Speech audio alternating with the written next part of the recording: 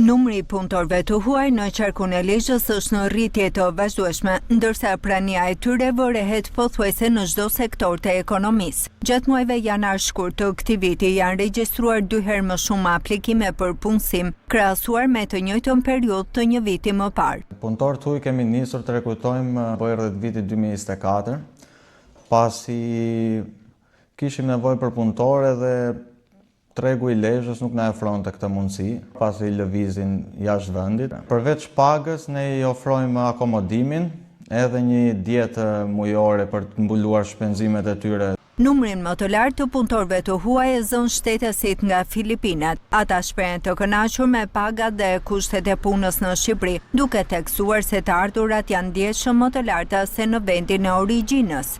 Albania is so good and Jetoj këtu prej një viti e gjysmë. Disa miq në Shqipëri na thanë se kushtet janë shumë të mira dhe kjo po rezulton e vërtet. Në Filipine paguesha 50 deri në 100 euro në muaj, ndërsa këtu marr rreth 500 euro.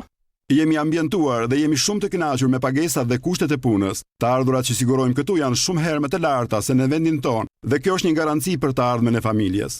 Sipas të dhënave zyrtare të Agjencisë së Punësimit në qarkun e Lezhës, gjatë vitit 2026 janë miratuar 150 aplikime për punësimin e shtetasve të huaj. Në të njëjtën periudhë të një viti më parë ishin miratuar 68 aplikime. Në total, gjatë vitit të shkuar u dhanë 872 leje për punësim të shtetasve të huaj.